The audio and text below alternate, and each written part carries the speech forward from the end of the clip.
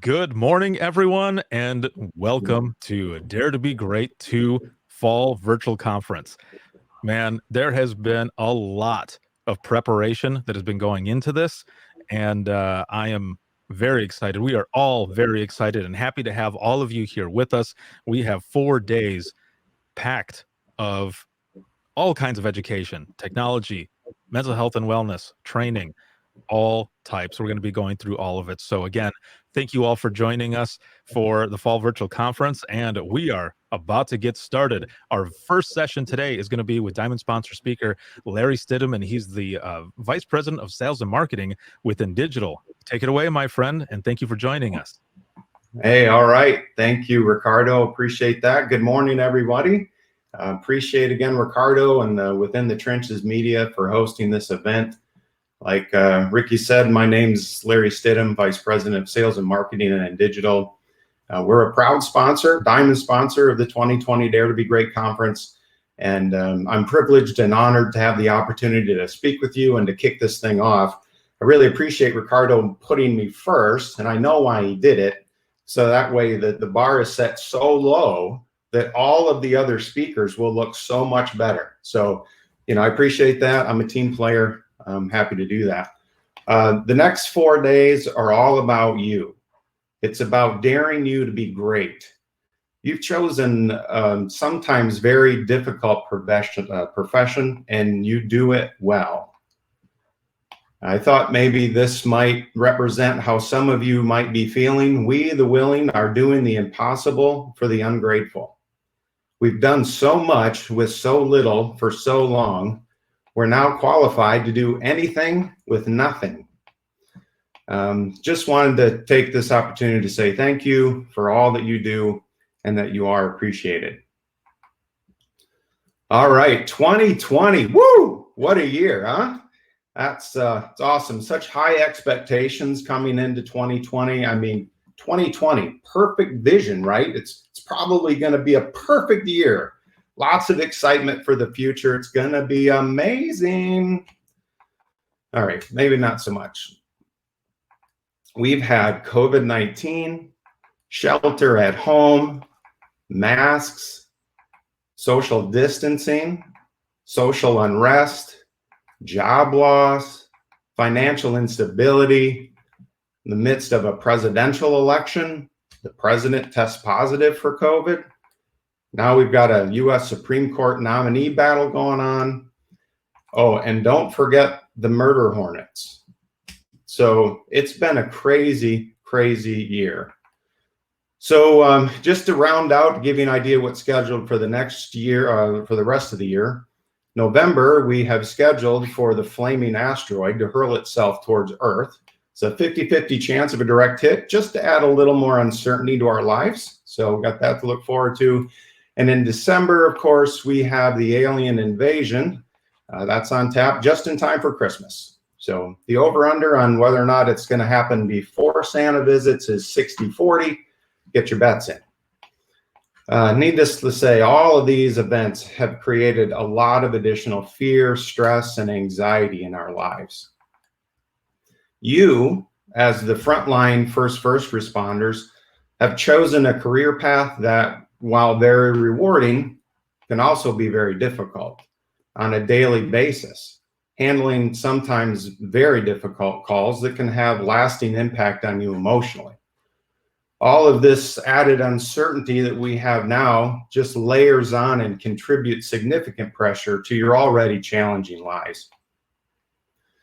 A lot of states are still under restrictions that limit our normal social interactions, and it creates a lot of feelings of isolation. Can't go out to eat, at least you can't dine in a lot of places. Can't go to movies. Can't get together with our normal social groups. You can't go to sporting events. Most of them don't have spectators. Can't even go to the bar and watch the game with your friends. Can't go to concerts. A lot of churches are still closed. The trainings and so on that you're used to going on site for, can't do those anymore. Most meetings and trainings are via Zoom. It's kind of become the new norm. And what about our kids in school? Most of them are having to learn from home, utilizing online classes. Their sporting events, school clubs, prom, field trips have largely been canceled or altered. It's been a crazy, crazy time. And then just the prospects of getting COVID caused some people to hesitate even to seek treatment for normal health issues, whether they're physical or mental. They figure that hospitals and clinics are where all the sick people are, and they don't want to go. And even if they get the courage to go, access to healthcare has been restricted because some of the hospitals have closed entire wings and then dedicated that staff and resources to COVID wings to prepare. Doctors' offices are only allowing video appointments in a lot of cases, and it's just not the same. I myself had a sinus infection earlier this year, and it got to be pretty significant. And so I finally called the doctor, but I have these same kind of fears, right? Do I really want to go into the doctor's office? That's probably where I'll get COVID. They did a video appointment, and it was really weird, you know, trying to talk to a doctor and get an examination over video. It just was really uncomfortable.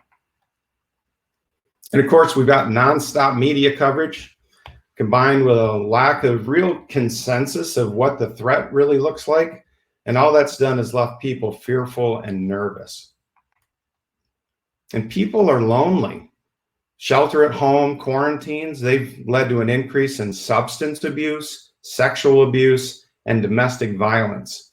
And you're the ones that are taking those calls. Even some therapy centers have seen a 65% increase in clients since mid-February. All the increased fear, stress, and anxiety can lead to higher numbers of depression, anger, panic attacks, sleep disorders, eating disorders, overdoses, and even suicides. 7% of people aged 19 to 29 have considered suicide since March. And of course, heading into the holidays, we know it's likely to see an uptick in suicide rates. Depression is a major risk factor for suicide. It accounts for up to 60% of suicide deaths. And of course, with everything that's going on, depression is at an all-time high. All the stress and anxiety has seemed to push us to turn to our coping mechanisms, and we tend to overindulge. Food, drinking, entertainment, sleeping, anger, just to try to get away from it all and forget for a while. But it just ends up compounding all of our stress. So it's easy to get stuck, you know, kind of in a loop. It's like Groundhog's Day. Every day it's the same thing all over again. And we get frozen with fear, and we kind of start sleepwalking through life. It creates a sense of hopelessness and real lack of motivation. So how do we break out? How do we find the energy and confidence to make a change in the right direction? How do we become the best version of ourselves? First step, well, Will Rogers says, if you find yourself in a hole, stop digging. So that's the first thing. You got to stop digging. You got to make a decision. And attitude is everything. You might have wanted to make a change for a long time, but just haven't done it. Why? What's been holding you back? Well, the biggest obstacle for most people is fear. Fear of failure. I don't want to start because maybe I'll fail and I'll feel awful. Sometimes there's a fear of success. What if I actually step out and do something and it works? Then what do I do? You know? And so they hold back because they're afraid it might actually succeed. Either way, it generates a real lack of confidence, and it can keep you stuck in your tracks. But fear is a liar. You're stronger than you think you are. And what we think, what's in our heart, is what we say. And what we speak, what comes out of our mouth, tends to be what we do. So if we're thinking all the time, well, I'm not good enough, I'm just no good.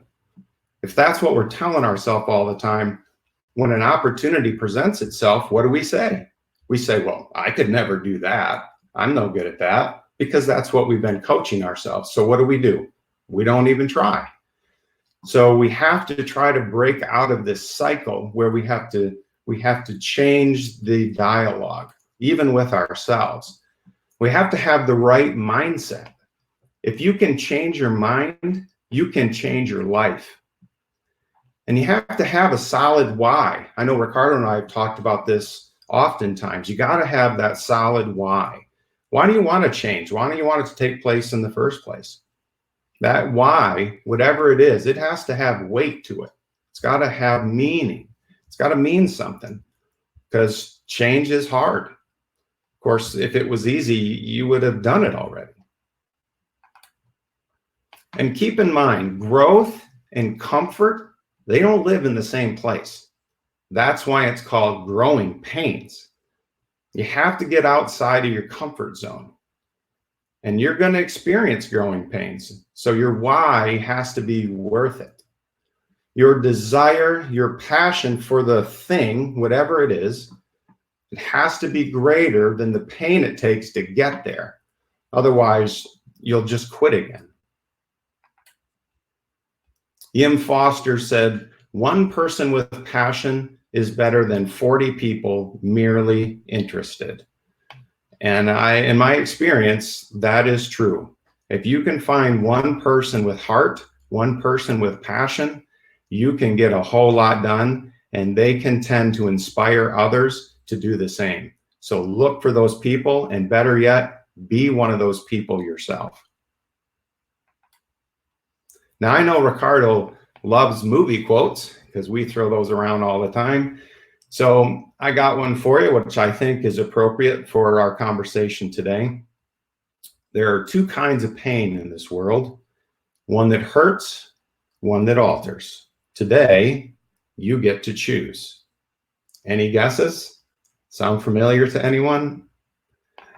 It's The Equalizer 2 with Denzel Washington. Great movie. If you have an opportunity to watch it, even the first one's really good too. So what's the next step? How do we get moving in the right direction? Well, Zig Ziglar said, you can't hit a target you cannot see, and you cannot see a target you do not have. So you have to define your target. So once you have your target set up, you have to make a plan to get there. And there are some specific steps to take that I have found have worked very well for me. And the first thing is you have to write it down. You got to write it down. If it's not written, it's just a desire.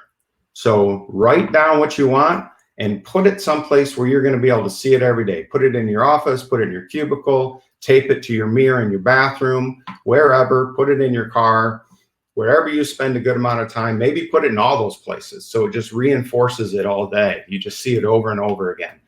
You want to write it down. You want it to be in the front of your mind.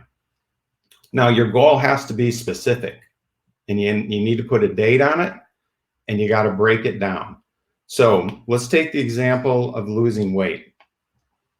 If you say, I'm going to lose weight, well, that's, even if you write it down, it's not specific enough. It's still just a desire. It's got to be specific. You got to put a date on it. You got to break it down. So instead of saying, I'm going to lose weight this year, you'd say, I'm going to lose 15 pounds by the end of the year. So if you look at the calendar, we got about 12 weeks left. That's 1.25 pounds a week. That's about 3 ounces a day, which is about the weight of a small apple. Anybody can do that. Zig Ziglar talks about losing weight, and he had the same kind of thing. He broke it down into really small things. He said, I was so confident that I could lose just a few ounces of weight a day, I didn't even bother starting for the first 28 days. And that's how we tend to be. So make the plan and stick to it, and you can get there. You want to list all the resources that can help you. So for weight loss, probably going to the gym, jogging 3 times a week, list all the different resources. They can help you get there. You want to list obstacles that you see that are in your way as well. So, of course, in COVID times, a lot of the gyms are closed. So if normally you go to the gym and your gym's closed, well, you're going to have to figure that out. You're going to have to adapt and overcome. So maybe you download a workout video. Maybe you go to a friend's house and you work out together. Or maybe, I know some gyms have outside facilities where they're getting together and doing boot camps and that kind of stuff outside. So maybe you can do something like that.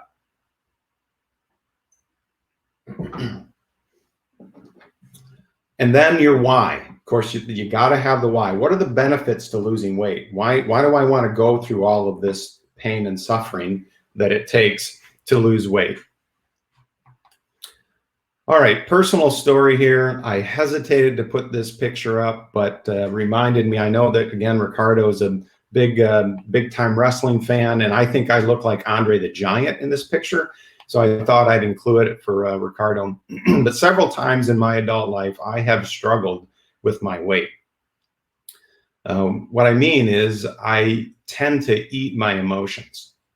And they're not just bad emotions. I eat if I get depressed or anxious, but I also eat to celebrate. So I just ate all the time.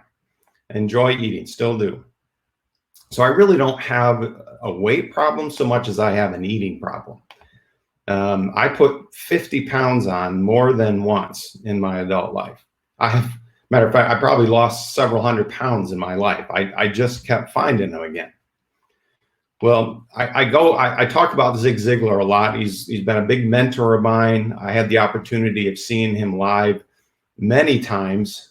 He passed away a few years ago. He was a great guy, big mentor. But again, when he talked about his weight struggles, he said for over 20 years, by choice, I weighed over 200 pounds.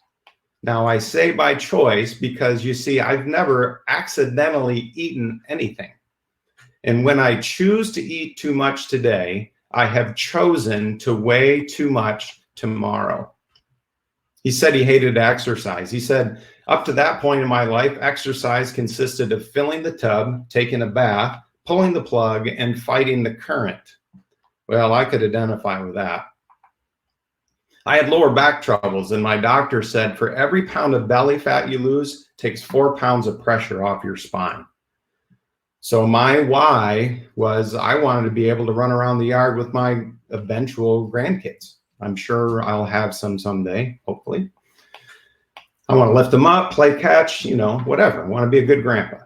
So that was a big motivator for me. So I made a plan, wrote it down, made it specific, put a date on it, broke it down, made all the list of the resources and the obstacles. And here we have my before and after picture. So, hey, I hear you laughing. Come on. No, I'm just kidding. So 18 months later, I'd lost the weight and I've kept it off for the first time in my life. So change your mind, change your life. And these are my two lovely daughters, Catherine and Hannah. Now, keep in mind, creating a plan doesn't magically solve the problem, okay? Executing the plan does. So you have to execute. Plan your work, work your plan. Then commit to follow through no matter what. It's going to feel uncomfortable at first, but when you take decisive action in the right direction, it generates motivation. It proves to yourself that you can do it. And then success begets success. You begin to gain momentum. And when it comes to execution, don't procrastinate. So procrastination, putting something off, delaying a decision when you actually have the ability to do it now. Some people get all excited about a plan and they dig right in, man, and they're planning and they're creating and they're drawing things up and they're watching videos and they're talking to people and they're reading books and they look really, really busy, but they're really not accomplishing anything. So in that case, all of this detailed planning is really just another form of procrastination. You got to do it now. The old Chinese proverb says, A journey of 1,000 miles begins with the first step. So do it now. Be willing to take risks. It'll be worth it. And success is a choice. So is failure. Rarely do either happen by accident. Success or failure is just a culmination of daily choices where you're either enjoying the rewards or you're reaping the consequences of those choices. Most people don't realize that the tipping point between success and failure is barely measurable. Success means you chose to get up one more time than you were knocked down. Jake Olson said, I've learned if you want to win forever, always compete. You're either competing or you're not. I've chosen to always compete. Brokenness does not exist in the body. It exists in the mind, heart, and spirit. Now, Jake is a long snapper for the Orange Lutheran High School football team in California, or he was. This is a few years ago. So now, if you don't know what a long snapper is, he's the person who hikes the ball. When you watch football, person in the middle of the line, they snap the ball to the quarterback. Well, when you're kicking, then that kicker, whether it's a punter or a field goal kicker, they're 15 or more yards behind where that ball's being hiked. So it takes a real special talent to be able to hike that ball consistently to the right spot, right where that person is standing, so that you can be successful in the kick attempt. Now, a lot of people are long snappers, but what makes this so remarkable is that Jake is completely blind. So his teammates would grab him by the arm and they'd run him out onto the field, get him over the ball, put his hands down there so he knew where the football was, and then he took over from there. And he practiced and practiced and practiced and practiced and failed and failed and failed and failed. But remember, failure is an intricate part of success. You can't have success without failure. So he failed and he failed, and then he succeeded and he succeeded. And it's a great inspiration to all of us. It doesn't matter what your past is. It doesn't matter what your present is. You can decide to make a new start right here today. Don't get stuck in the past. You can't do anything to change it. You have no control over your past. You do have control over your future. You should learn from your past, but don't burn over it. Those are things that you did. They do not define who you are. That's not how your value is determined. Now, if you've done things in your past that need dealing with, if you've hurt someone or if you've been hurt, if you're holding a grudge, one of the most important things, the most powerful things that you can have is a clear conscience. If you don't have one, go get one. Make it right. Say you're sorry. Seek forgiveness. Let them know that they hurt you and that you've forgiven them. And that's key. Don't wait for them to say they're sorry. Tell them you've forgiven them. Get that out of your heart. Otherwise, you're going to let resentment build up. And resentment is like taking poison and waiting for the other person to die. Now, this is Carrie Fisher, and those of you who are not Star Wars fans, she played Princess Leia in the Star Wars movies, and it's a great saying, and it's very, very true. A lot of the times, the other person, they don't even know what happened. They don't know that they hurt you, and yet you're eating up sometimes years of emotional distress over it. So make it right today, and then let it go. Wash your hands and move on. Obstacles can't stop you. Problems can't stop you. Most of all, other people can't stop you. The only one who stops you is yourself. Doesn't matter who your boss is, who your parents are, what your past is like, who the president is, what your circumstances are. What matters is who you are. Everyday life is going to throw everything at you.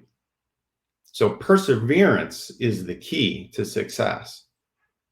The definition of perseverance is steady persistence in a course of action, a purpose, a state, especially in spite of difficulties, obstacles, or discouragement.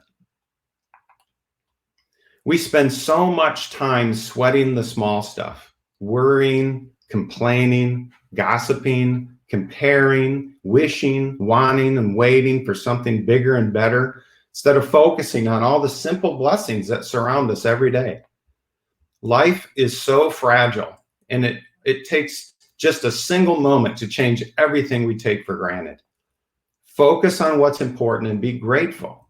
You are blessed. Believe it. Live your life and leave no regrets.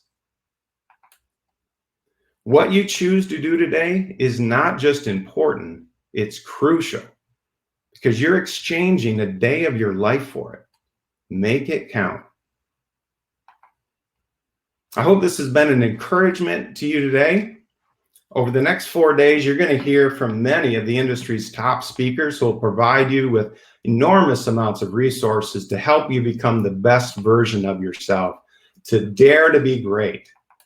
This afternoon, from 5 to 6 o'clock Eastern, Ricardo and Leah are going to host in Digital Zone Lori Forer-Beckman. She's our Indiana service manager, and Vicki Bloomkey, who's our training coordinator for After the Greatness, to discuss everything that happened today. So make sure to stay on and tune in for that. Tomorrow, Wednesday, October 7th, from 8:45 a.m. Eastern to 9:45 a.m., Caleb Branch, who's our Alabama market manager, he's going to provide an overview of network analytics and visibility. That is a great session. Make sure that you check in for that.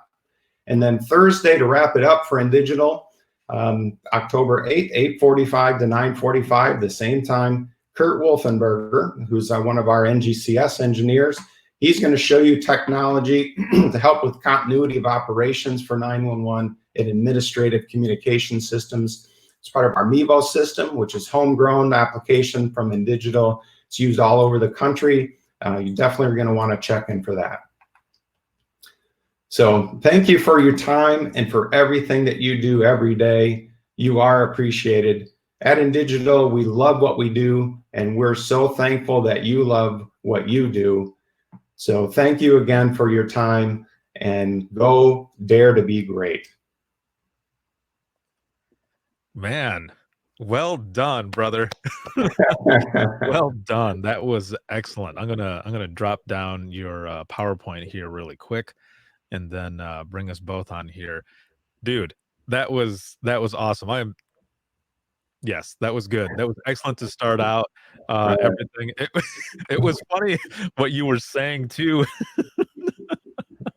But it was really good. And if you see the comments and everything right here too, everyone enjoyed it as well. So again, thank you very much, man, for coming on. I was looking at the procrastination cycle and I thought, yep, that's me. I like to procrastinate. Yeah, me too, man. I was preaching to myself. So oh, that was good. We got something in here in the questions and answers. It was just someone commenting that it was excellent. So again, thank you very much for that. And then also for being courageous in sharing that picture. It was funny in the beginning, the whole Andre the Giant thing, and then you started getting into it more, and I thought, oh. But it was good though. That was awesome, to put yourself out there and just, the whole human factor and element of it. We're all doing this together, in many different ways and relating to each other. So again, man, thank you so much for doing that. Yeah. No, I have the same struggles that everybody else does. And, I think giving a human story helps. And that was my mom that was in that picture. She's 4'11" and a half.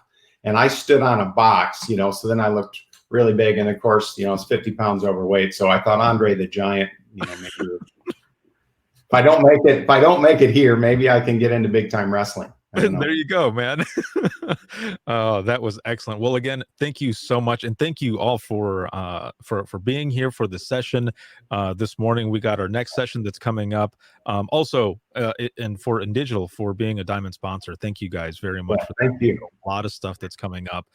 For all of you who are here in the session, I'm going to end the session, and what's going to happen is I'm going to bring all of you to the next session. You don't have to look for it or anything. I will bring you over. It'll just be a quick change. It will be like, what happened? You'll end up right there. So I'm going to go ahead and end this, and thank you again, Larry, very much, and we'll talk to you all soon. All right. See ya. Thanks again.